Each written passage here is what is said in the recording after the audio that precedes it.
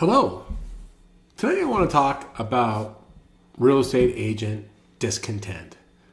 Real estate agents are a somewhat unhappy lot, and I don't blame them. It's a tough business. It's a tough market, it's a tough livelihood, but it's a noble calling, and it could be a rewarding career.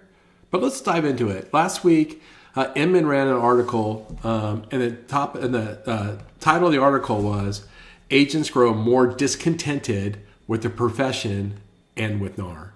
And it had some pretty interesting data in it that I want to share. And man, honestly, I mostly sympathize. I empathize, I understand, and I sympathize.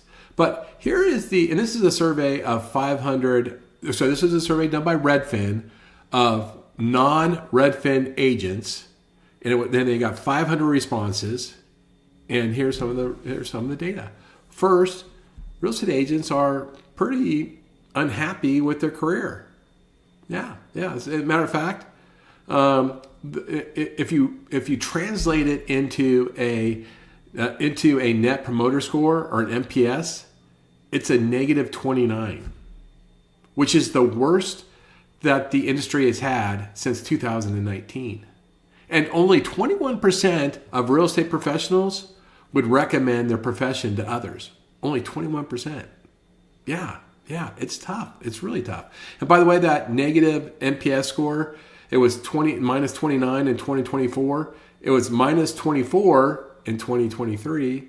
And it was minus 17 in 2019 and 2021. So it's dropped 12 points in just 3 years. And that's not necessarily a good sign. And then on top of that, what they asked agents, what do you dislike about being a real estate agent? Number one thing, unpredictability of income. Understandable, right? Good months, bad months. Unpredictability of income. Number two, the difficulty of finding customers. I appreciate that. 3, now this one does kind of disappoint me, but I can absolutely identify with it.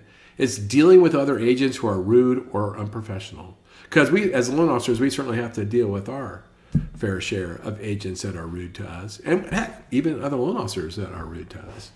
The number 4 thing that they dislike about being a real estate agent, the absolute amount of income, and then the expenses that they have to deduct from the income. So if you said number 1 is unpredictability, but number 4 is just the overall income, right? Number 5 is difficulty closing deals in a volatile market. Just the fallout is burning them out. Next is always having to be on call, working 24/7. And then, not surprisingly, following that is unreasonable or abusive customers. Nobody should have to work with abusive customers. Following that is having to be a lone wolf, lack of training, support, or structure. And then number 9 was working evenings and weekends. And number 10 is lack of career growth. So those are the top 10 things that people dislike about being an agent. So the last part of this article that I want to share is the survey result of what is your attitude towards the National Association of Realtors. And in 2023, almost half said it was favorable. About half said it was favorable, and only 25% was unfavorable, right? So 49% said favorable, and 25% said unfavorable.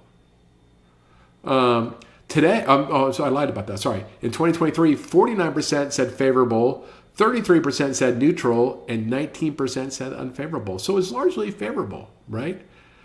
Fast forward a year, 2024, only 25% of agents had a favorable attitude towards NAR. Only 24% were neutral, but fully 51 said unfavorable. 51% of real estate agents have an unfavorable attitude about NAR.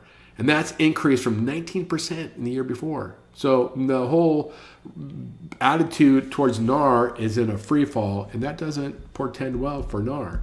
So let me quickly show you the article, and then I will wrap this up. So here you go. Here's the NAR article right here. The Inman article. It's a good article. It's using Redfin data. Here's the net promoter score. You can see where it went from 17, 24 to 29. And then here's that list of things that people dislike about their job. You can see it starts from unpredictable income all the way down to lack of career growth.